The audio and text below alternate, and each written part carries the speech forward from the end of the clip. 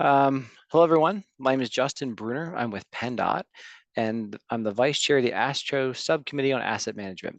So I'd like to welcome you today to webinar 72 in the Transportation Asset Management webinar series, sponsored by our friends at FHWA and AASHTO. Today's webinar will feature speakers from Applied Pavement Technology, Maryland DOT, Lumenor Consulting, and the Vermont Agency of Transportation, sharing information about the recently enhanced digital AASHTO TAM guide, chapters 4 and 6, and agency examples related to these topics. There have been webinars in this series every 2 months, going back to 2012, on a variety of topics in asset management. So for more information on this webinar or this series, visit tam-portal.com. That's tam, T-A-M-portal.com. From there, click Events in the main menu to register for any webinar. You'll also find archives of previous webinars and links to video and slides from today's webinar, which will be posted to the site. This is also the home of the AASHTO Subcommittee on Asset Management. For information on the subcommittee, visit the tam-portal.com and click on Subcommittee on Asset Management under the Community menu. If you have any suggestions on future webinar topics or have any questions for the presenters during today's webinar, please submit your comments or questions using the webinar's chat feature. We will take questions during the session and hold them for the end of the webinar. A quick and brief note on audio: we invite audience members to unmute and share their views during the group discussion session at the end of the webinar. Until then, we hope you'll be careful and keep your audio muted. So if you haven't already, please take time now to mute your audio. Thank you. Now let's turn it over to Tasha Clemens at FHWA. Tasha. Good afternoon. Thank you for that. Again, good afternoon and good morning to everyone joining us today. I am Tasha Clemens, and I represent the Transportation Asset Performance Team. And we are located in the Office of Infrastructure of Federal Highway Administration in Washington, D.C. Federal Highways, in cooperation with the AASHTO Subcommittee on Asset Management, we are very pleased to sponsor this webinar series.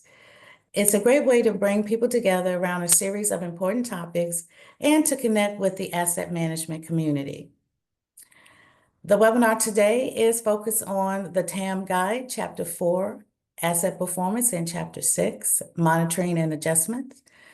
Chapter 4 does cover the strategies and techniques transportation agencies can employ to maximize the service life and performance of transportation with a focus on life cycle planning. And Chapter 6 addresses the need to monitor and adapt TAM data and business processes.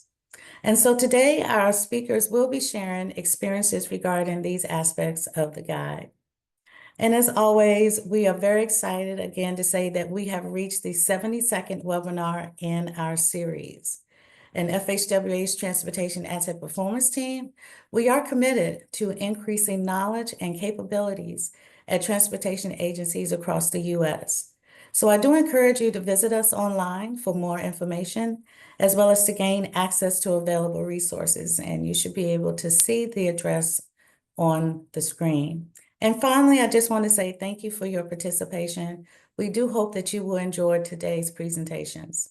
And now I would like to turn it over to Hyana Park of SpyPond Partners to give an overview of today's webinar, to review today's agenda, as well as to introduce our guest speakers. So Hyana, I will turn it over to you. All right, thanks, Tasha.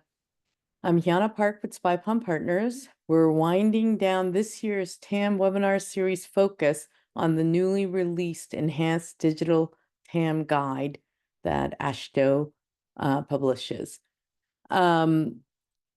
And we'll be focusing on Chapter 4, Asset Performance, and Chapter 6, Monitoring and Adjustment.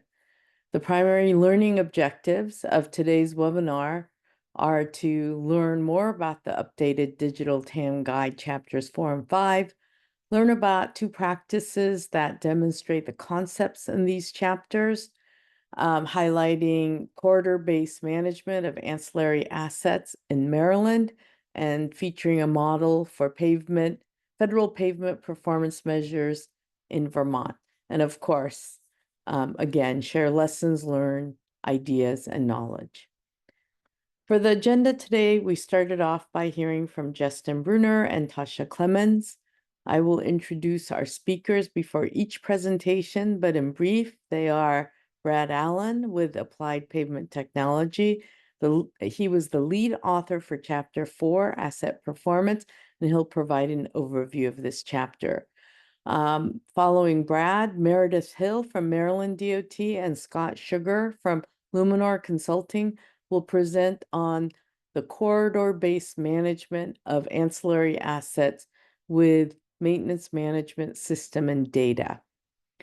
Next, we'll hear from Katie Zimmerman from Applied Pavement Technology. She was the lead author for Chapter 6, Monitoring and Adjustment, and she will provide an overview of the chapter enhancements. And for our final speaker, Reid Kiniry from the Vermont Agency of Transportation will present on the performance model they developed for the federal pavement performance measure. Time permitting, we will have an open group discussion at the end. Just another reminder, please submit comments or questions using the Zoom chat feature at any time during the webinar, and we'll cover them at the end of the webinar. And also just you will be able to unmute yourself at the end and ask questions with the audio as well and make comments as well. And in response to the most frequently asked questions, we will make the slides and video available after today's webinar at tam-portal.com. So on a final note for our presenters, to keep things moving along and on schedule, I may chime in if it gets close and give you a couple of minutes warning of the timing of the time remaining for you. All right, so with that, let's shift to our presenters, and we'll hear from our first speaker, Brad Allen. Brad is a senior engineer with AppTech, where he works to support transportation agencies in the areas of asset management and maintenance management. He led the development of Chapter 4 of the TAM Guide in 2017 and the development of the enhancements that were published this year. Brad. Thanks, Yana. Good afternoon or good morning, everyone, depending on where you're joining us from. It's great to be with everybody today and talking about the TAM Guide. And I need to share my screen.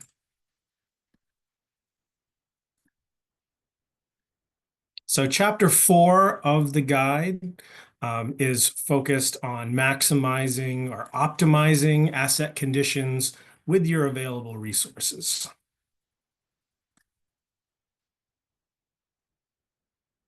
There we go. There are 3 sections within this chapter, and I'll be covering the highlighting each section and really focusing on the enhancements that have been incorporated into the digital materials. So section 4.1 provides an overview of lifecycle management, foundational stuff. And then section 4.2 provides additional details on different approaches for different assets. And then section 4.3 dives even deeper into that, focusing on activities that enable your agency to implement lifecycle management. While these 3 sections have been augmented through this effort, the bulk of the new content, as you can see, is in section 4.3. What's really cool now is the whole chapter can be downloaded or streamed with audio, really great features that were added. So section 4.1 starts out by defining lifecycle management and discussing the different types of decisions that are made at different stages of the asset lifecycle. And while asset management planning is the focus of a lot of our discussions, and that happens kind of at the strategic level and long-term thinking, implementing those strategies, putting those in place, requires more near-term thinking and decision-making. So it's important to keep the tactical and operational decisions in mind.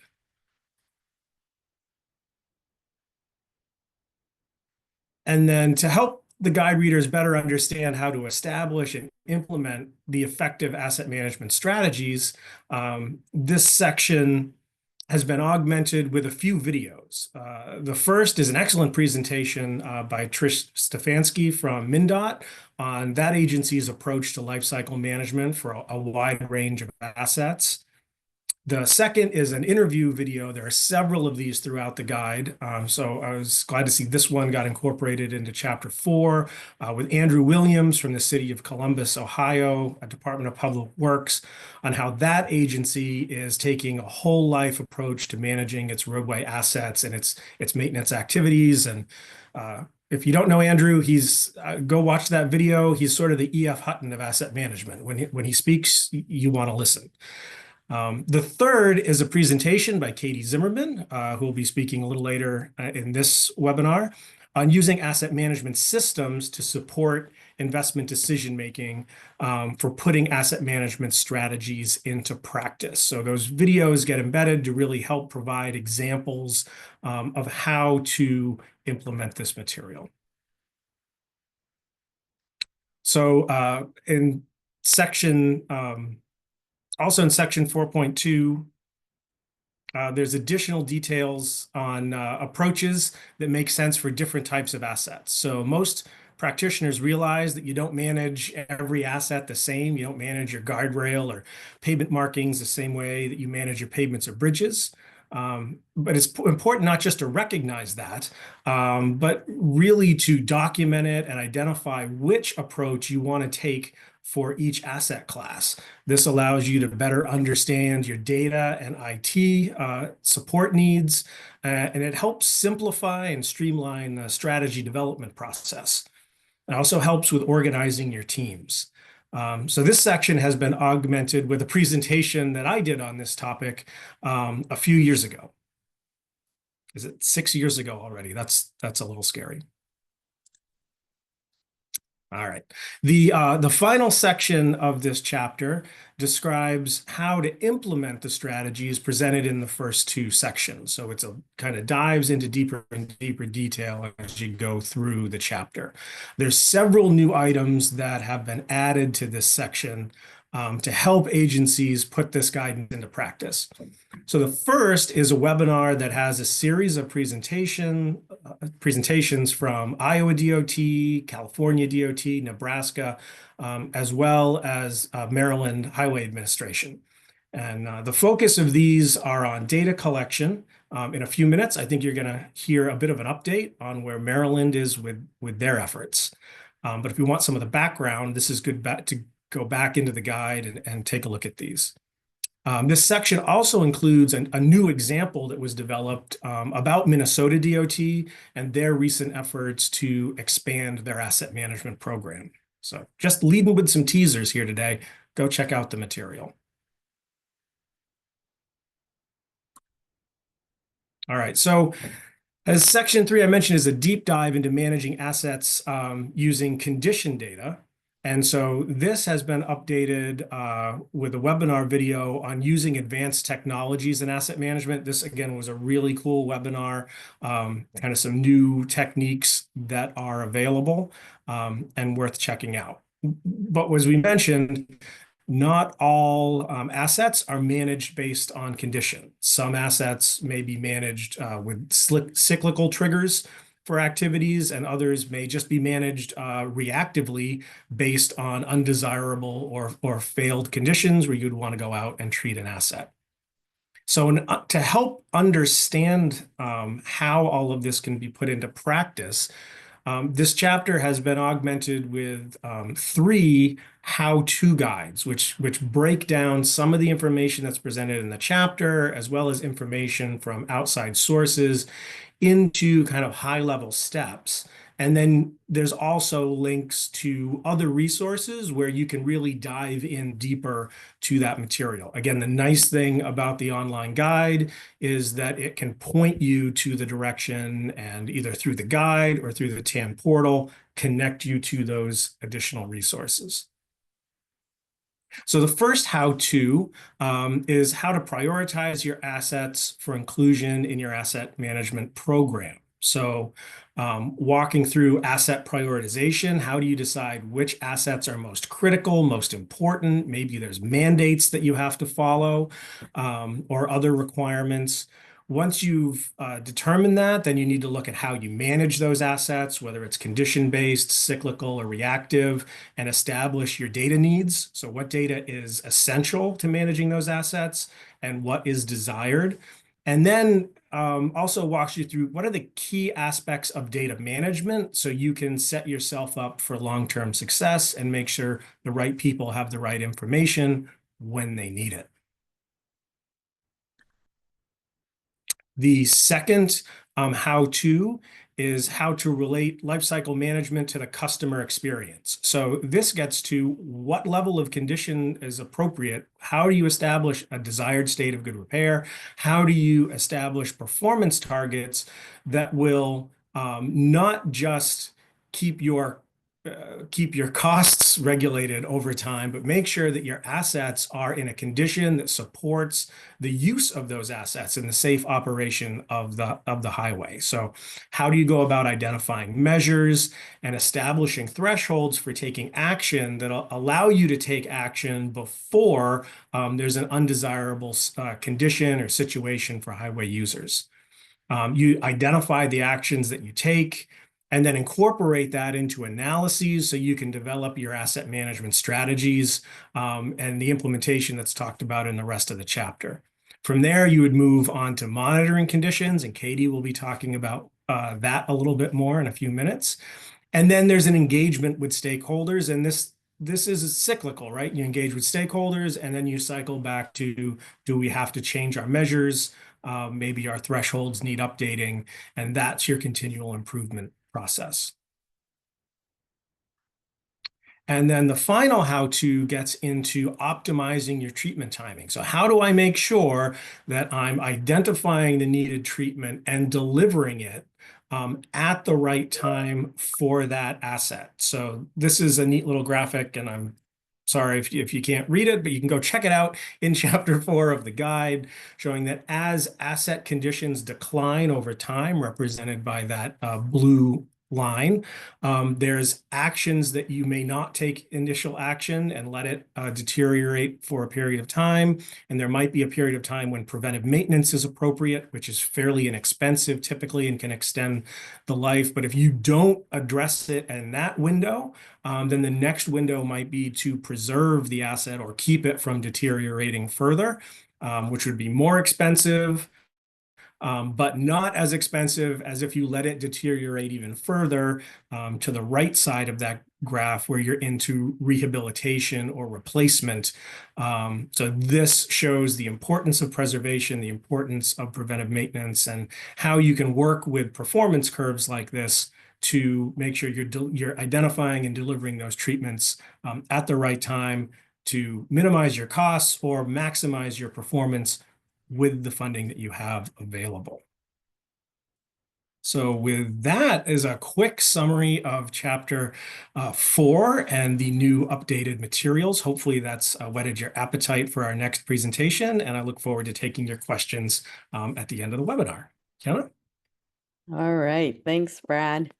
Next up are Meredith Hill and Scott Sugar. Meredith is a regional planner and asset management program deputy director for the Maryland DOT State Highway Administration.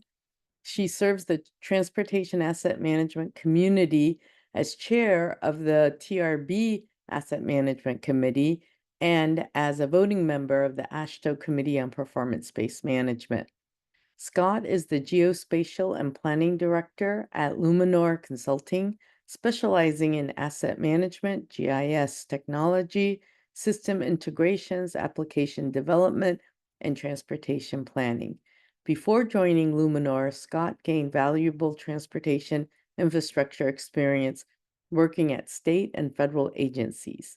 He also serves as co-chair of the ACEC Survey and Geospatial Committee, where he collaborates with agencies to develop efficient, cost-effective plans that streamline processes and reduce risks for clients. Meredith and Scott.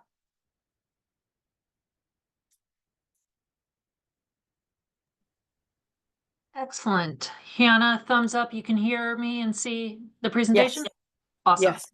Excellent. Thank you. We're going to speak today about how our journey to our desired corridor-based management of assets. And we're going to tell you a little bit about the story from the ancillary assets with a maintenance management system data foundation on our way to that journey. It's always great to see both familiar and new names participating in these webinars. For anyone who is new-ish to enterprise asset management, this is the presentation for you.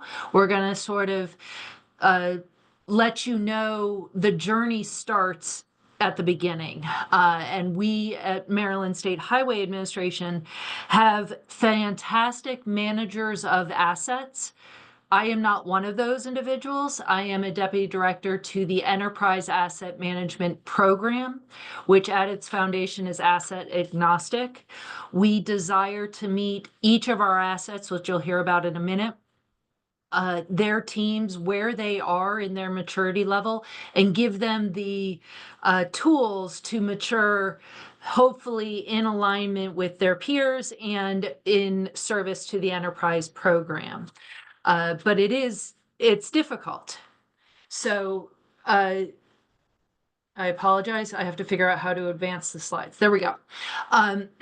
It is difficult to meet everybody where they are and try and get them all to the same finish line.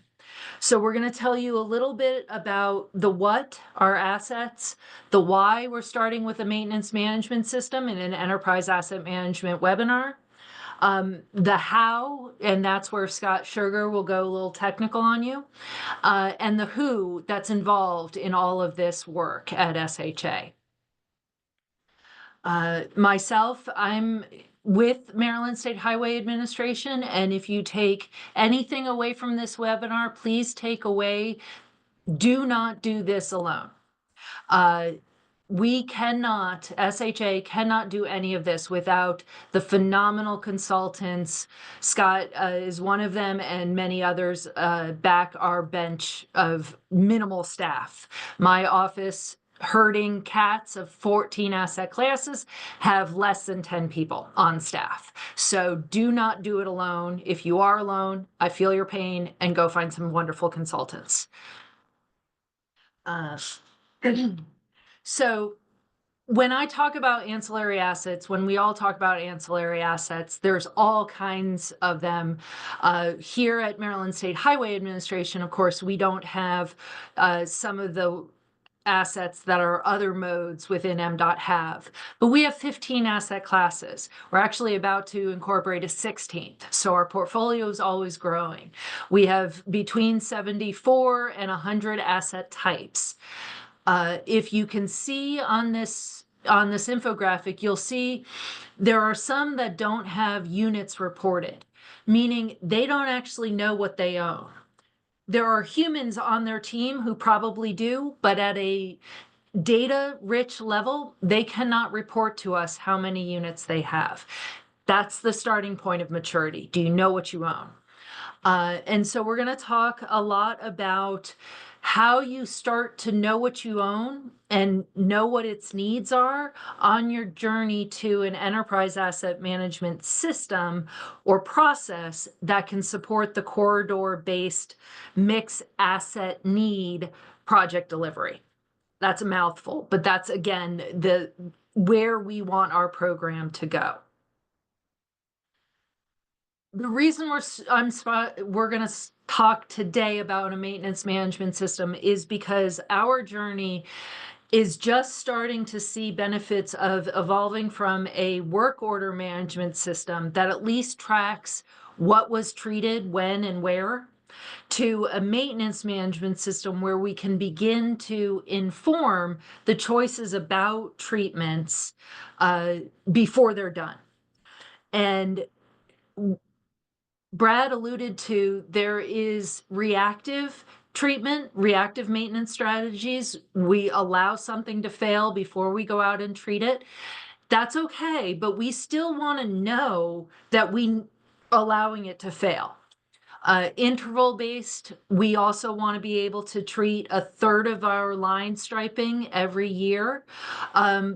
But some of our line striping deteriorates faster in this geography than in that geography. And so it's not just that we treat a third of the state, it's that we treat a third of the most needed line striping every year. And that's an example of going from interval to condition-based treatment of assets, of our ancillary assets, and it works for the other ones as well. But none of this is possible without that sort of next level management system where you can know this information and program those needs out into your financial program.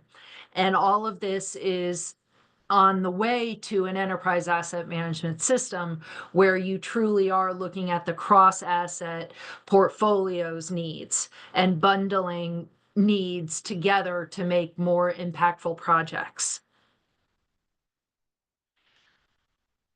The last reason that a maintenance management system is the foundation is because no matter whether you are in a planning, a programming, a construction, or an evaluation state, all of your portfolio needs to be maintained if it's out there and in use. And so with all of these pieces of the asset management puzzle, there is still constant need for maintenance of what's out there to keep good things good longer, to get fair things stable enough that they don't fail, or at least you sort of plan for their failure at a approximate time. So with that, I'm going to invite my colleague Scott. And Scott, if you're here, just let me know when to advance slides and I'll happily do that for you. But Scott's going to tell us a little bit more about the nuts and bolts of the data collection, classifications, and the like to stand up a maintenance management system. Yeah, thanks, Meredith, and hello, everyone. If, like Meredith said, we're talking about preparing these assets for the MMS, and there's three main elements we're going to talk about on this slide. These elements provide a structured framework for effective managing assets across transportation corridors and throughout the state. The first one is asset classification. And this is crucial because it categorizes the assets clearly and it defines ownership, maintenance responsibilities, and assessment roles. This ensures accountability and streamlined management. The second element is asset data repository.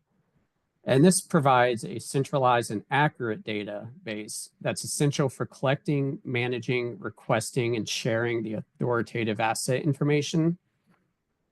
And the third element is the asset readiness assessment. And this is what Maryland's using to prioritize assets for integration into the MMS. It looks at complexity, asset lifespan, existing life cycle practices, attribute completion, and just trying to figure out, how often do you even collect the data and is it available to everyone? Meredith, if you go to the next slide. So this is the asset readiness matrix, the ARA. And the asset readiness, it prioritizes all the assets on class and type, and it helps determine which assets are most ready for MMS integration. The first thing we had to do was meet with the team, and we defined what the minimum requirements are for assets and trying to see if each asset meets that requirement. There was a baseline, and so we were looking at standards for data accuracy, condition, and then that gave us a weighted scoring matrix. So the next part we did was we assessed the data. So we looked for the data. We analyzed it first, went for the completeness of it. Did they have the attributes? Next thing we did was you have a data management plan? If so, can you, is there processes and requirements that are associated with it?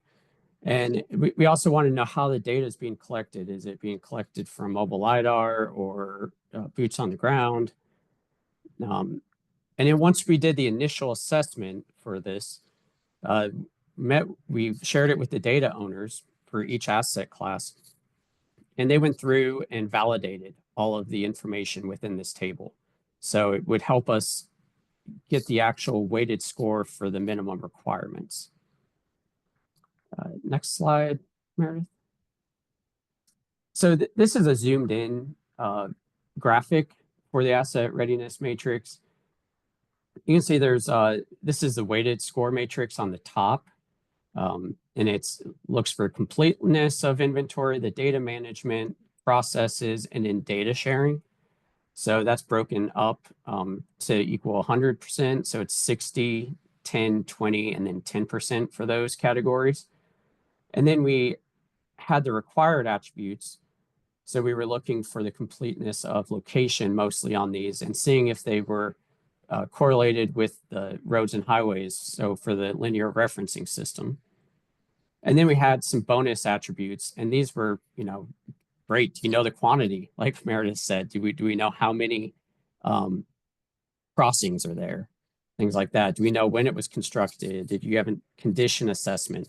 And so if they had the bonus attributes, that's even better because it's just the more data you have, the more meaningful it is. Next slide. So we have the asset data repository. And so I mentioned this a few slides earlier, but this is the authoritative data set. It's the single source of information, and it supports a lot of different pieces in the asset management office. It provides data request. It also has snapshot overviews that will provide, very quick assessments of what's out there, like the number, the different types, things like that. And then there's web mapping applications that this data is pushed to and allows for quick analysis, very user-friendly. And then it also, before it gets in there, it all has a standardized data formats. And those are formatted so all the data gets put into the MMS the same way. The graphic on the right, it just shows, it's a diagram of showing how the asset data repository works with all the different services. So the services are databases, and they all work together. They go back and forth, streamlined integration. But outside of the services, it's a constant circle with state of good repair, looking at optimization, prioritization, preservation. That helps you identify the top projects, so identifying funding. It also is related to the critical assets, which then the asset class sponsor offices and data owners are able to review, analyze, update that information in the asset readiness matrix to ensure that the data is the latest and greatest, and we have we know if we need to go back in and push an update. Next slide. So these are about some benefits. Proactive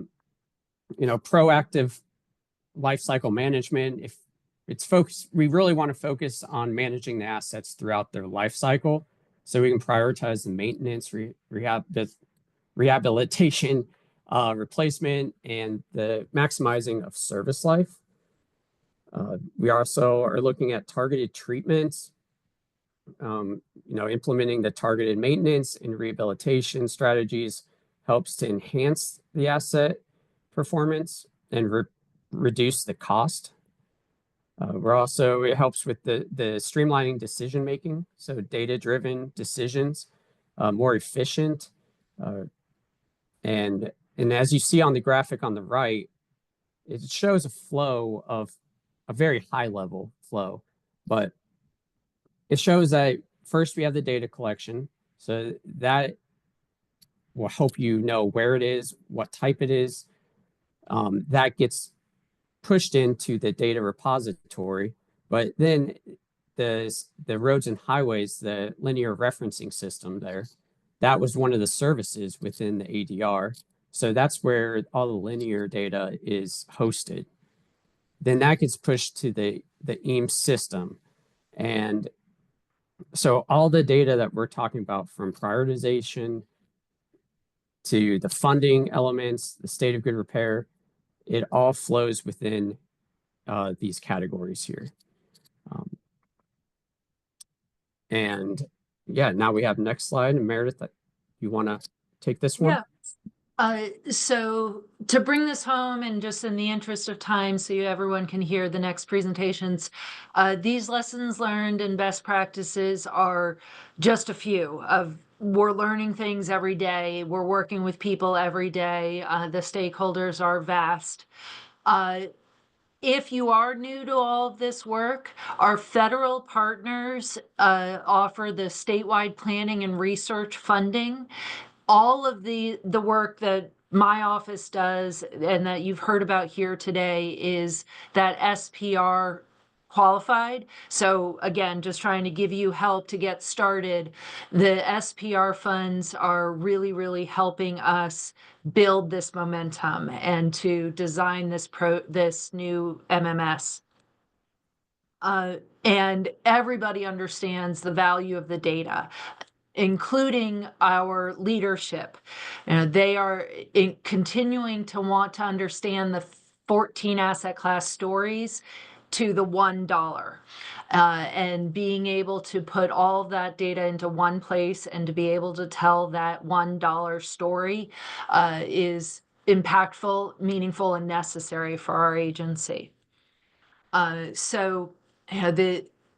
Again, we're on a journey to corridor-based asset management. We're on a journey to maturing our ancillary assets to manage in a system which opens doors to them federally. A lot of the federal programs require this sort of transparency of a management system, and ancillary assets are following that path, and we here are supporting them in that journey. And then, it always comes back to the foundation of, we are obligated to protect the traveling public. We're obligated to be good stewards of the federal and the state dollar, which means we need to keep our assets in good working order for their useful life and have a plan for their replacement before they fail. The maintenance management system, the enterprise asset management system, the enterprise asset data collection program, all of these are foundations to our eventual success. I will encourage you, if you have questions, please put them into chat. Again, we'll address them after everyone presents, but I just, before I turn it back, I'll say thank you, and thank you, Scott, for joining me today.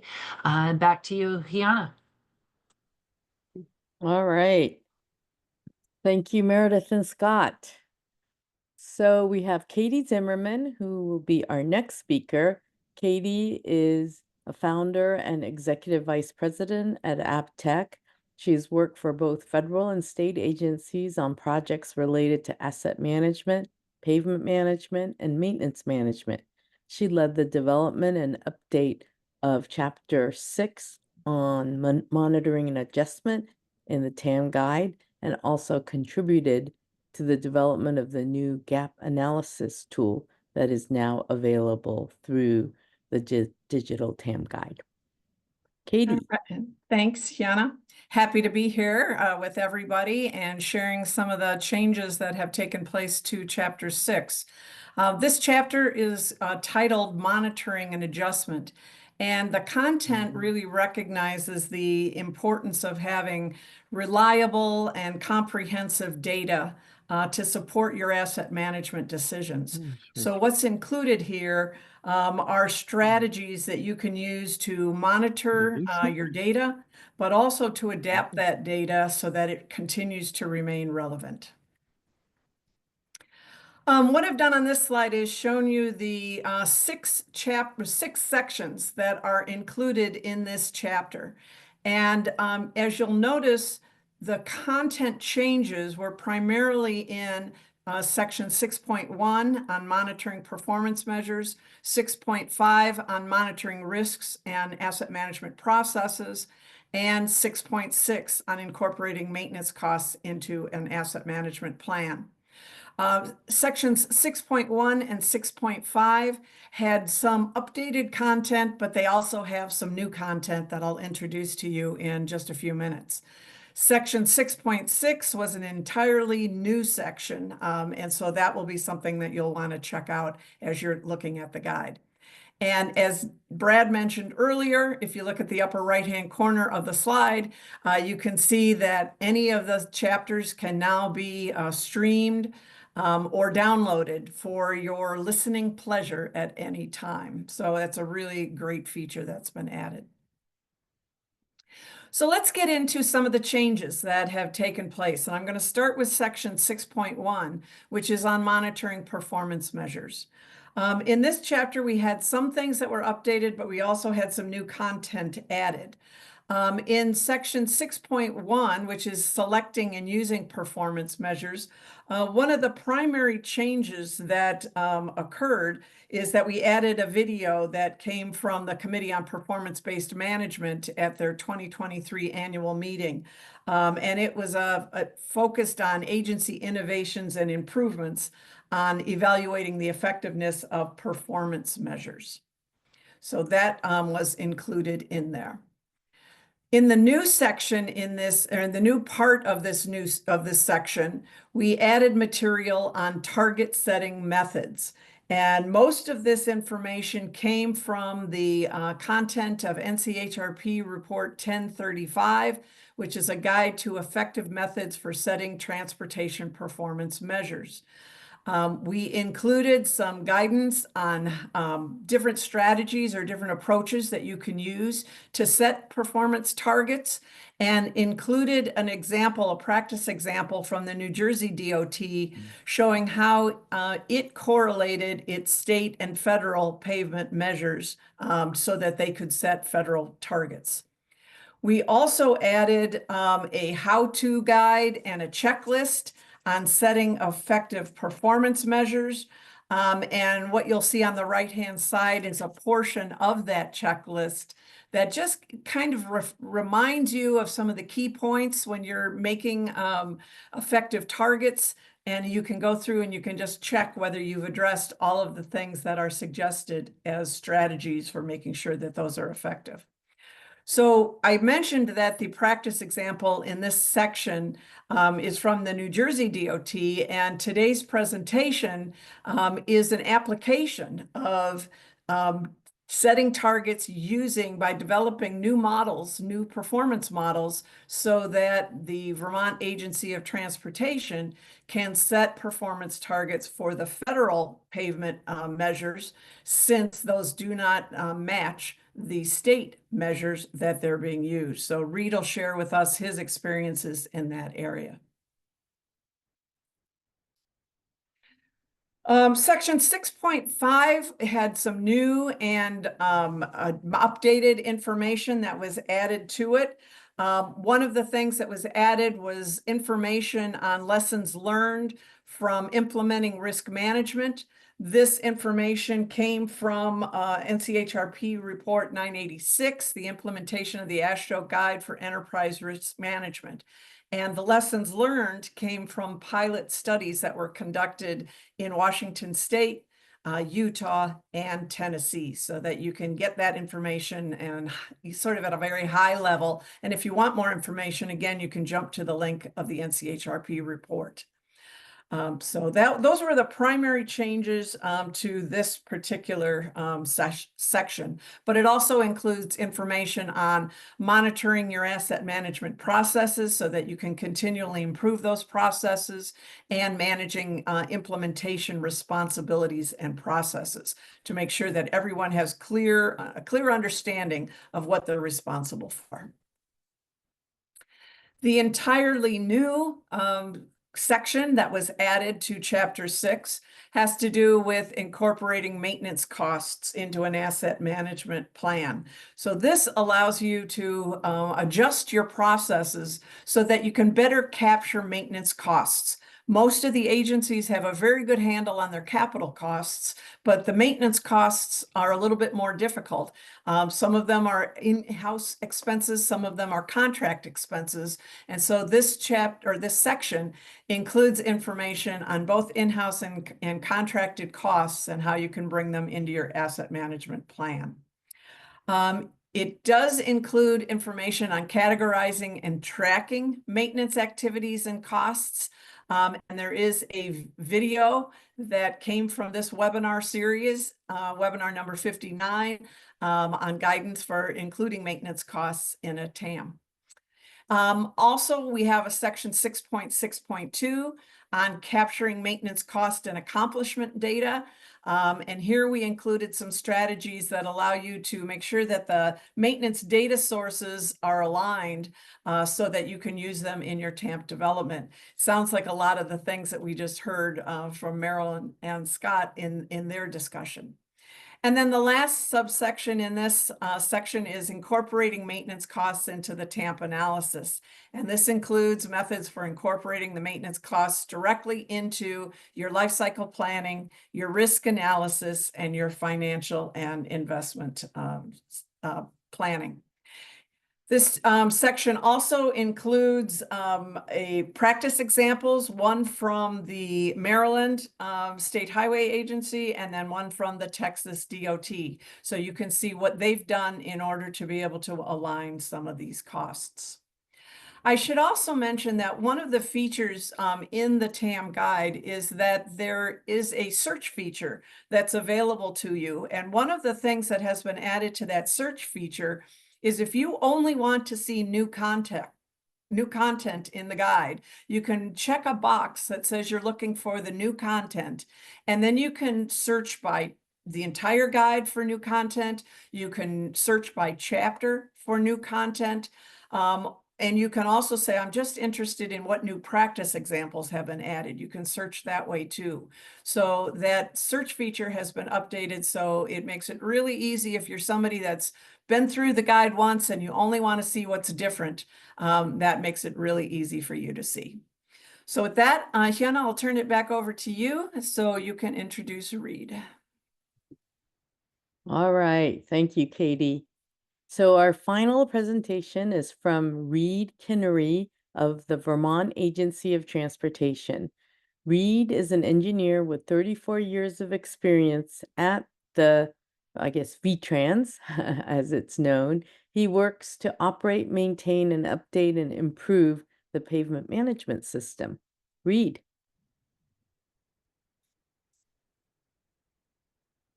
Thank you, Hayden. And I just wanted to let me get the screen share thing here first. Is that good? Can everyone see that? Nope, it's not up yet.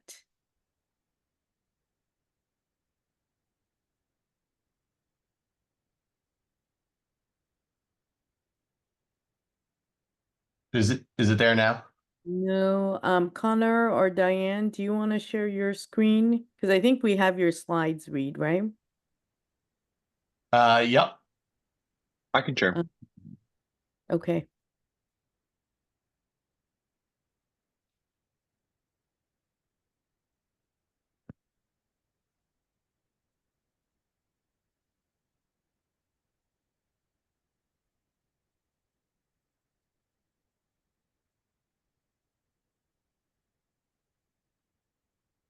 There we go.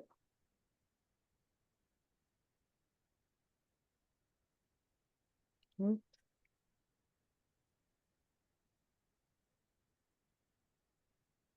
Great. Thank you. And you can just move on to the next one there. And I guess I was just here to talk a little bit about what we did. I guess this goes under the monitoring portion of what we're doing. We've had, obviously performance models within the pavement management system for a long period of time. The cracking performance measure that has recently come out is different than what we've used in the past. So we knew that we needed to kind of build that model. We did that in conjunction with updating the rest of our models.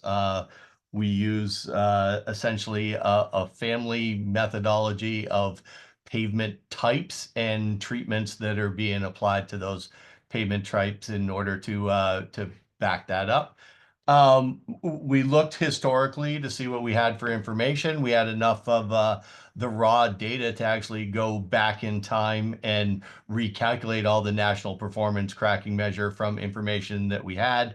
That was probably, you know, maybe it was lucky. I don't really know, but that we kind of have I'll say similar to the Sharp Distress Manual kind of collection methodology, and we were able to go back and get that wheel path cracking in a format that was going to work for us.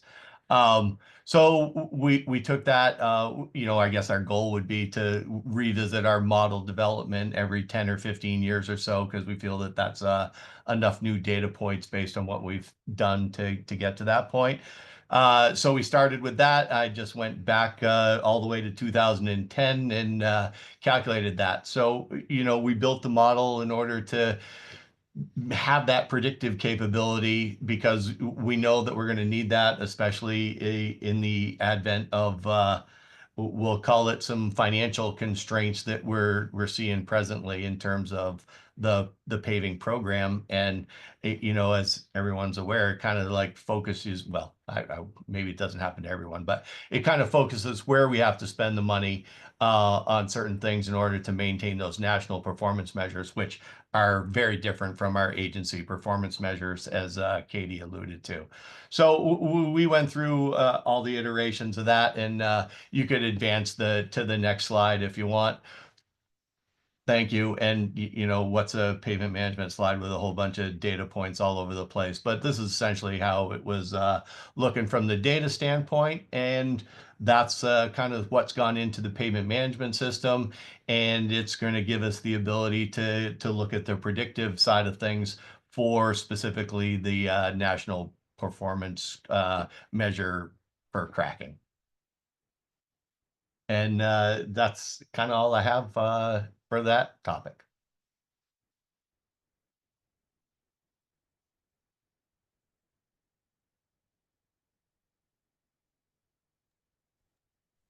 All right. So thank you, Reid. And we appreciate all of our presenters taking the time to share their expertise.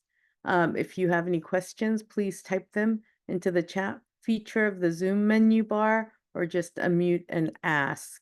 There were a couple of questions already through the chat, and I just wanted to, okay, let's see. All right, what was I think there was one that Meredith already answered, but was asked during Meredith's presentation. So I'm just getting oriented here. Yeah, Hiana, I typed answers in the event that others wanted to ask questions. I'm happy to expand on my typed answers. But Yeah, I'll so continue to type everybody over there. could, yeah, that sounds good. If all our speakers could get back on video. But yeah, let's start. I think we have plenty of time. So John Andrews, do you want to just ask your question and then Meredith can respond? I think then it will also be better to have it for the recorded version of the webinar. John, do you want to unmute yourself? Audio here. Oh. One of the challenges I think that all of us face in managing assets is the timeliness of the condition data coming in relative to the response that must be taken, and it varies dramatically depending on what's changing. For example, there's almost immediate requirement for maintenance due to damage caused by accidents or some other catastrophic event, as opposed to, let's say, the typical weathering degradation of a pavement. And so this presents a challenge of relating the data in time to the response and how we get data in to effectively create a response to that data.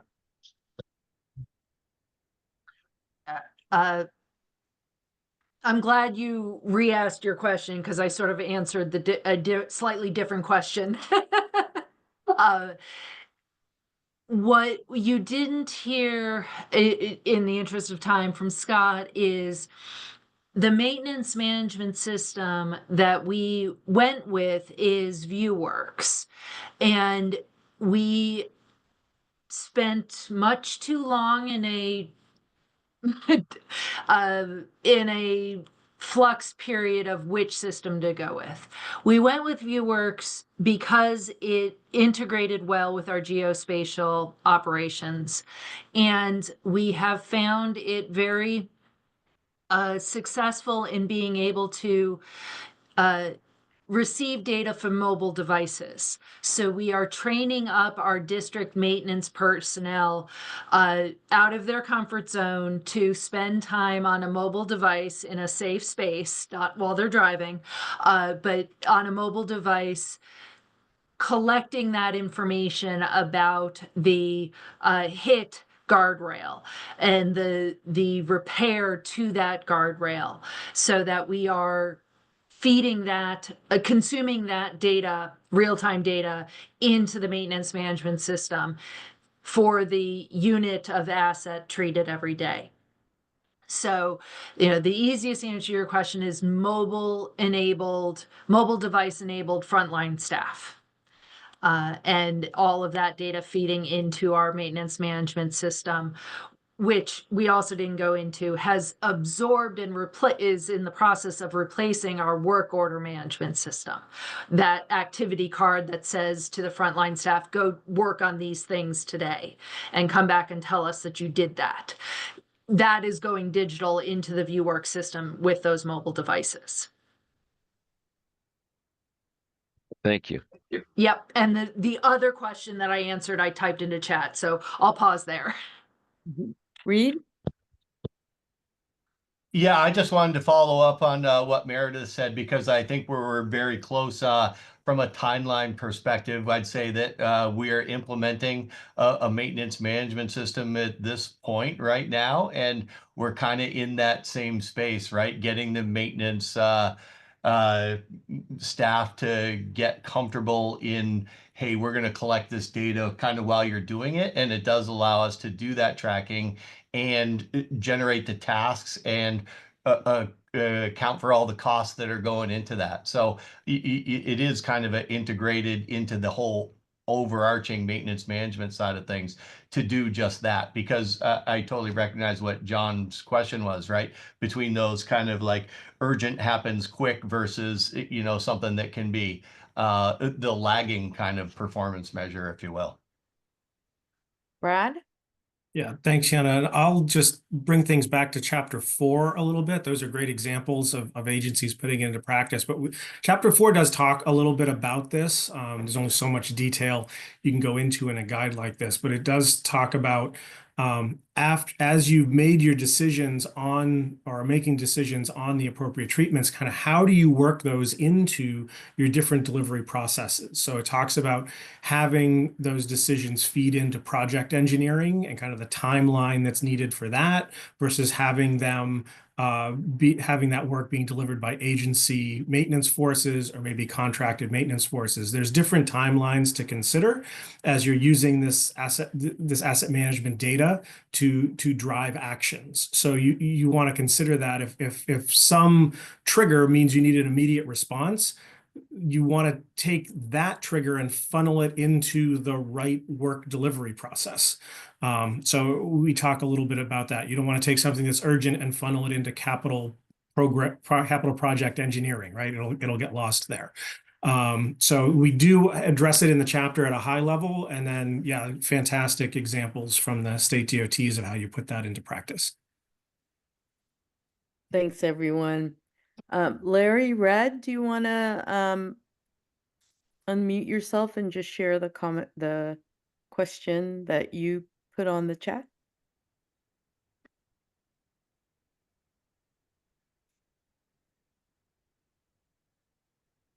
Maybe not. I can read it. All right. Are there methods and or tools now in use that have been effective in identifying or discovering unknown unknowns a priori in order to fend off things such as unintended consequences of our actions or external influences, thus enabling much better information on risks and uncertainties, and hence the ability to anticipate and adapt longer range plans accordingly? Who wants to? We'll let Meredith have that one. Meredith. One of the earliest wins that I had when I started working with 14 different asset class teams was breaking them of their training that they only ever spoke of what they were budgeted to accomplish. And I kept asking them, I need your unfunded need. I need you to tell me what you as the expert say your asset needs, not what you can afford. And so there's two tools that supported that. One is the agency leadership making it known that they were going to protect us. Because sometimes asset managers don't want to tell what they don't have money to fix, because that can create a risk. And so it has to be an agency protection that we need to know what you know. And we'll protect you if we can't give you funding to fix it, but we need to know what we don't know. So that's the first one. And the second one is that safe space to tell the story that of our 15 asset classes over the next 10 years, we are $15 billion unfunded. And it took the better part of 5 years to get those 15 parties to know that number and to feel comfortable in a safe space telling $15 billion over the next 10 years. And that all came through Excel and just continuing to peel back the onion of that thing that's down in a ditch that's not working and no risk, but we still own it. Tell me how much it costs to take that thing out of the ditch and discard of it. All of that is asset management. So the first tool is agency protection, and the second tool is breaking people of the training to only tell what you can afford. Katie. Those are really good points that Meredith raises. There is a new TRB subcommittee on risk management that has been looking at sort of what is the scope and what are some of the issues in risk that need to be addressed at the executive level.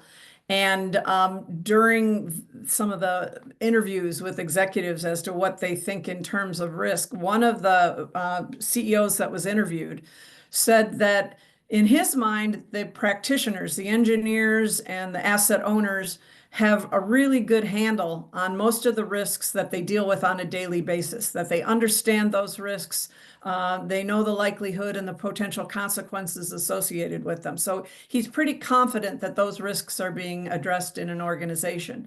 What he doesn't feel as confident about are the kinds of risks that we don't have models for, the uncertainty in some of the weather issues that are happening these days. Those are the ones that scare them the most, because we don't have good tools and models yet to be able to represent them. And so I think the point that was made is a good one, but I am not aware of a lot of tools other than what Meredith mentioned available to actually forecast some of these things. Katie, do you want to just raise the comment you put in chat? Sure. I was just Meredith, now that you've developed these tools and you're moving forward with the management of these ancillary assets, I wondered whether you were going to include them in your asset management plan and why or why not. Maryland Transportation Asset Management Plan for the NHS is a story, a partial story of 15 partner owners. I've been saying 15 a lot. I could be plus or minus wrong. 15 partner owners of NHS assets in the state of Maryland. And so as a result, we choose to keep the Maryland NHS TAMP as its own entity. However, also because that story goes public. However, our geotechnical assets and our stormwater system assets individually wrote fiscally constrained asset management plans, meeting all the criteria of the NHS TAMP, and submitted those to our Maryland Division Office of FHWA to continue the conversation about the eligibility of ancillary assets for federal aid. So I highly encourage everybody to do that, and I'm happy to share the examples of geotechnical and stormwater systems, but we chose to keep that document between us and our federal partners, as opposed to tying it to the NHS TAMP, which is only a small portion of SHA's story and a smaller portion of all the other partner agencies' stories. Reid? Yeah, and I kind of echo the same thing from the Vermont side of things. As of right now, we're not adding any, mostly probably due to the various states of what I would call asset readiness that come with all those other assets. It sounds like Maryland has got a lot. I know that we've just gotten up to like 22 or 23 of them within our asset management system, but they are not at the point where they're all analysis ready. And it's one of those, okay, we'll pick and choose a couple if we really feel they're appropriate, but nothing at this time. All right. Richard, I know you and Meredith had an exchange, but do you want to just touch on if any additional questions or information you had on your request to find the list? Oh, yeah, I forgot about that.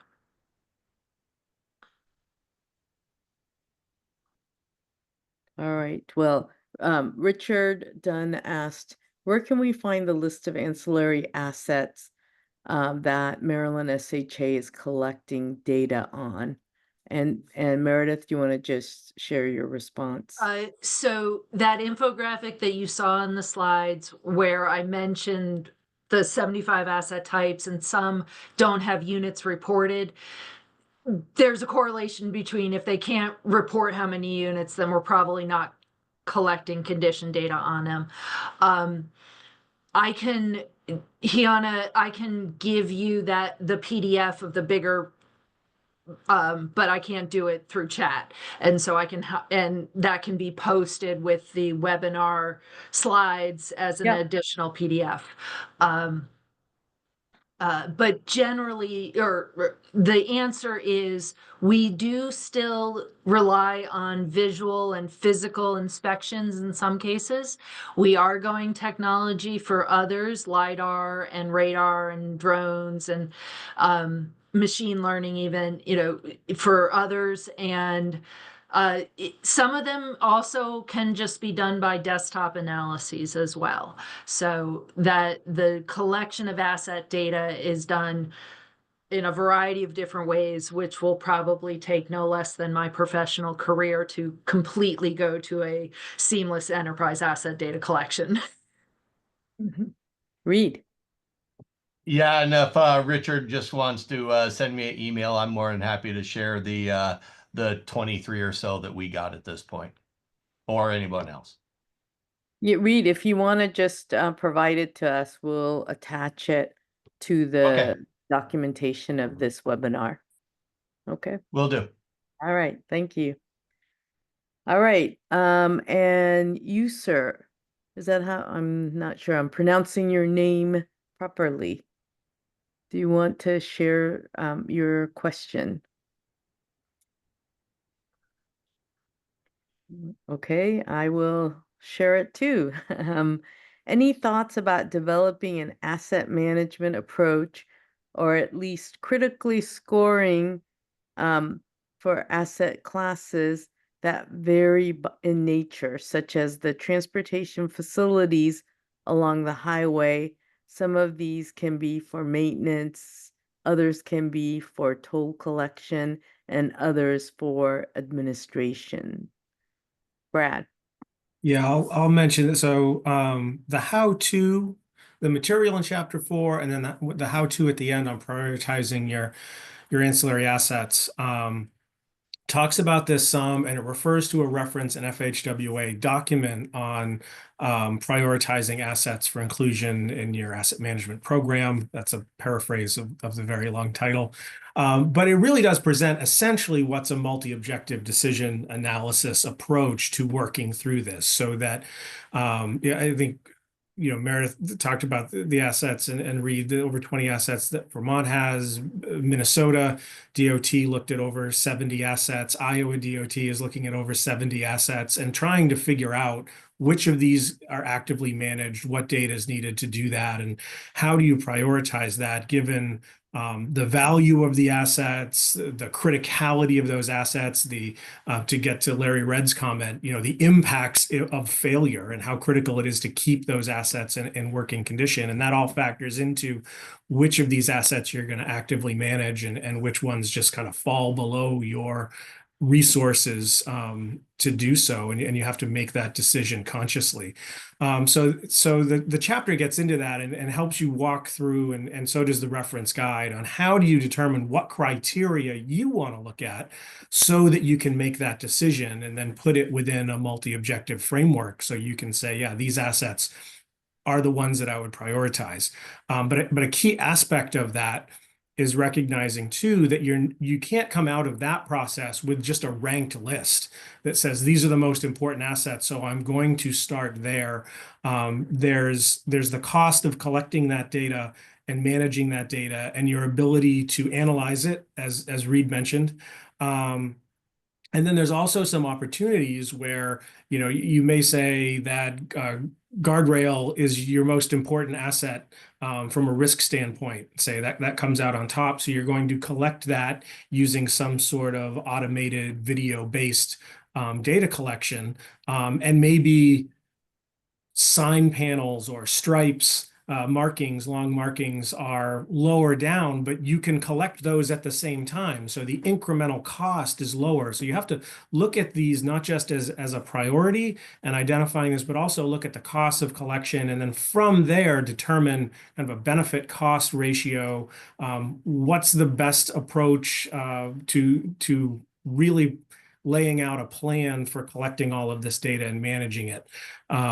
It walks you through those steps, because yeah, even within the realm of roadside assets or highway assets, these are very different things. And then how do you work in things like maintenance facilities that are critical to maintaining these assets, or rest areas, right, that are also critical to the highway users and assets that DOTs maintain. And I think this comment's also getting at, within a network, you've got different agencies, and Meredith mentioned this, the 15 agencies maintaining the NHS network in Maryland. So how can you lay out a framework that each of these agencies can look at and understand how your priorities differ, and maybe come to a common understanding of a framework that you can share information across the agencies over time. So the guide touches on these things and hopefully directs you to some additional resources that can help further. And Thanks, Brad, I Brad. put a link to the guide in the chat. Thanks, Katie. One of the other considerations too is not just the cost of collection, but the cost of transferring the collected data into information. And sometimes that cost can be as high or higher than the cost of the actual data collection. Good point. Yeah. All right, I want to ask kind of, let's step back kind of higher level and for all of you, but we can start with Brad and Katie, is the Enhanced Digital Guide, was produced 5 years after the original current guide was produced. And I'm curious, in the chapters on asset performance monitoring and adjustment, what are your, kind of reflections and thoughts on what has changed in practice over that 5-year window? Kind of, observable, or are there not really any, so. A couple things that I think we're seeing changing. One is this conversation we've had here. Agencies are talking about more than pavements and bridges, and more than just complying with the federal asset management plans and meeting those requirements. They're really looking at how do we take these practices and help them and use them to make the most of our available resources, and really putting this into practice across the variety of assets that they manage, and across the whole network, not just the NHS. That's one thing. And then another is the incorporation of co-benefits.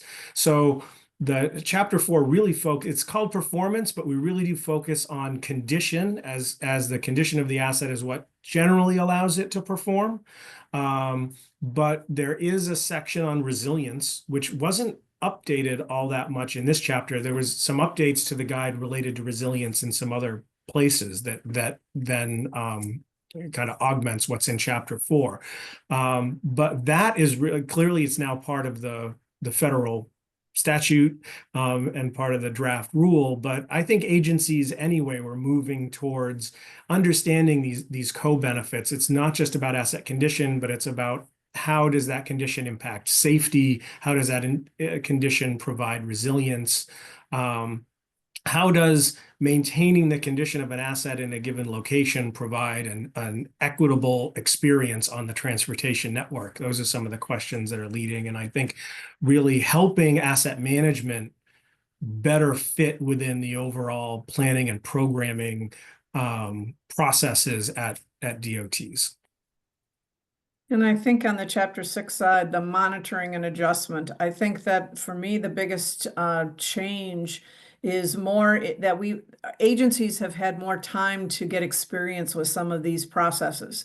And so we have more practice examples and more practical real life examples of what works, what doesn't work, what has benefited some of these agencies that can be shared with other people. One thing I failed to mention was that in one of the sections, we did have some material on, the future directions of performance measures was one of our areas, and that got updated too, because we're not just looking at financial measures and things now, we're looking at equity, sustainability, those kinds of things are also being considered. So again, as people get more experience with the first steps in it, they're moving forward and advancing, and we're starting to get more from those experiences. Any other reflections on changes in practice over the last 5 years? All right, one last question that I have. Somebody else raised a question, so I'll go with Lewis's, which is quality assurance of the data addressed in the revised TAM guide? That's probably more of a chapter 7. I think that's in chapter 7, yeah. Yeah, That's the big collections. I'd have to ask Will for sure, but I think it is. But Lewis, we will check and get back, but we definitely talk about quality, data quality in chapter 7 on systems and data. And that's an area too where you were asking about changes. I mean, obviously the way data is being collected and processed and used has a lot of changes. So, but that wasn't in our chapter, so. Yeah.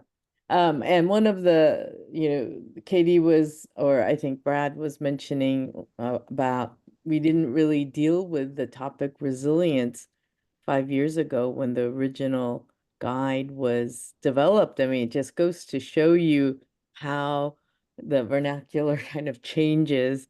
And I mean, I think the concept of resilience clearly is embedded to a degree, but the word itself, we didn't even have it in anything.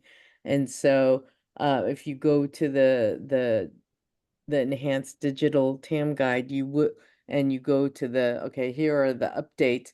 We do have a section on cross-cutting topics. We kind of had that element in the previous, but we've really added to it, and there is a topic on resilience that talks about how it cuts across all of the chapters and what's important in today's practice.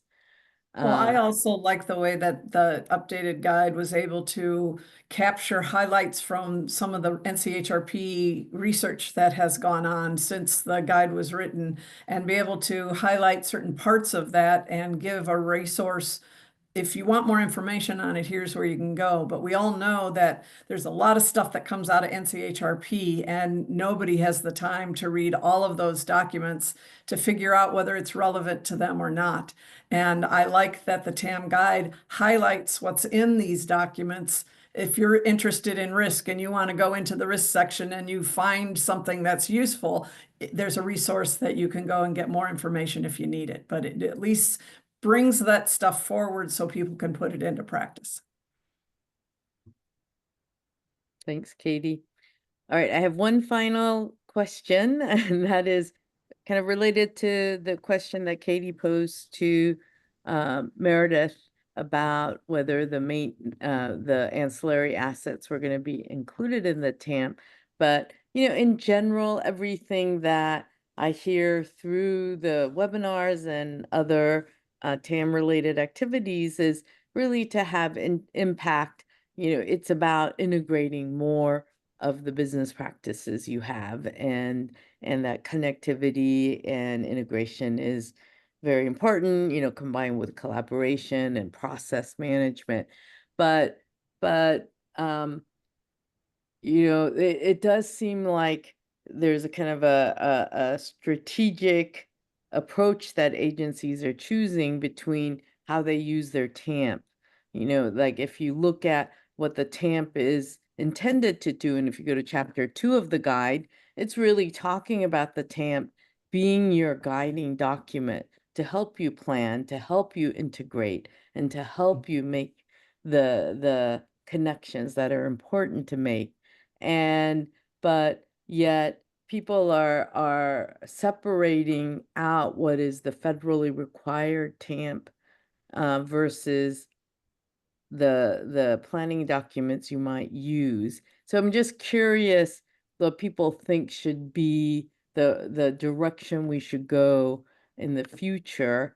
And maybe one question I would have, and Meredith, you may want to answer this first, which is, if you have this federal TAMP, do you have another document that is a TAMP that is being used really in the spirit of what TAMPs are intended to do?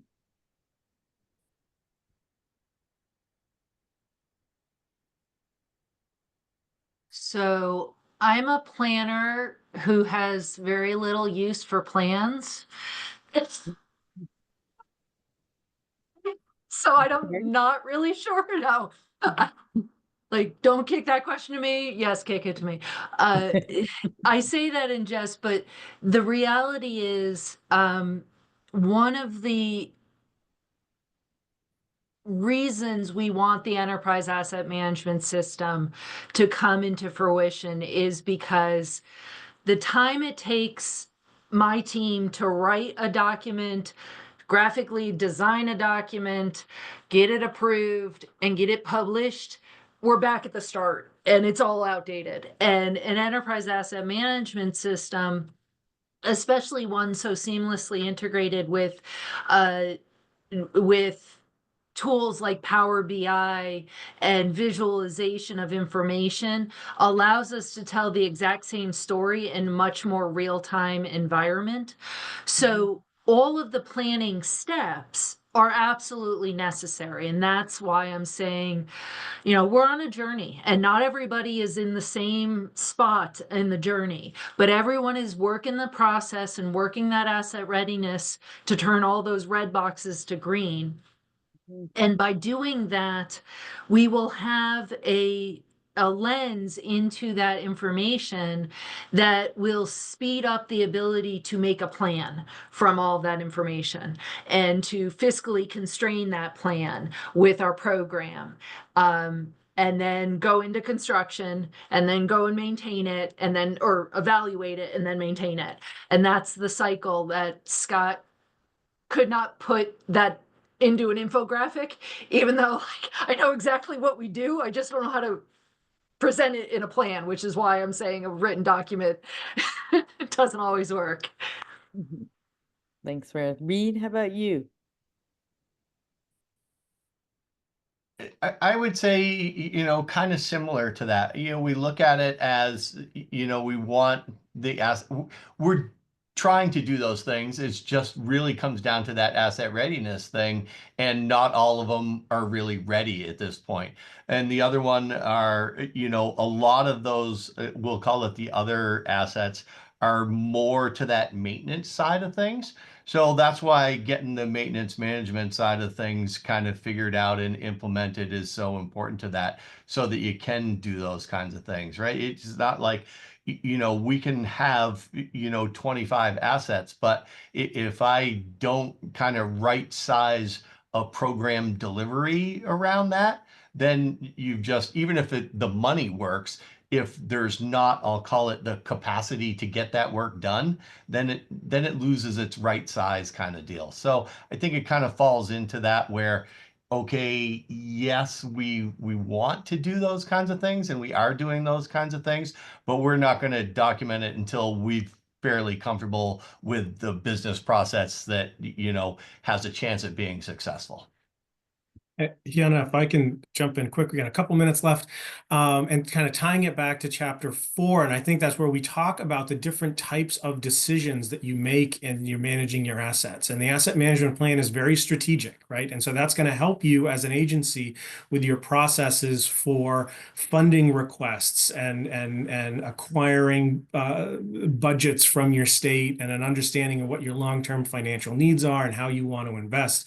But when it comes to actually delivering the work, now you're getting into, I think, what Meredith and Reid are talking about, and those tactical decisions of how do I get this asset management data and these needs in front of the decision makers when they're identifying projects, prioritizing projects, setting maintenance work plans for the upcoming year and priorities, understanding what maintenance equipment needs to be purchased so we can deliver the right types of work in coming years.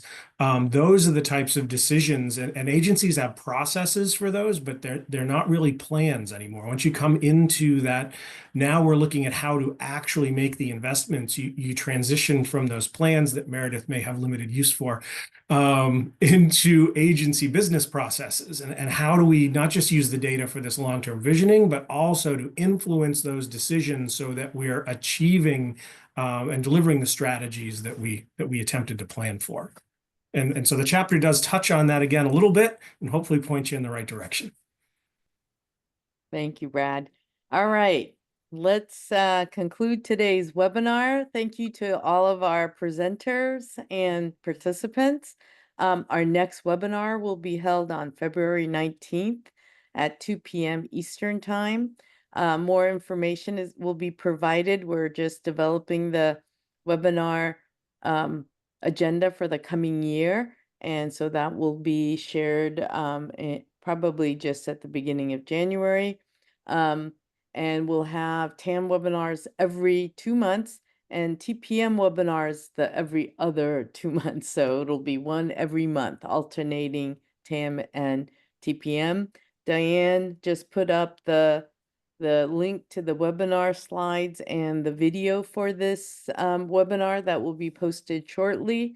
And so just go to tam-portal.com and see you next time. Bye.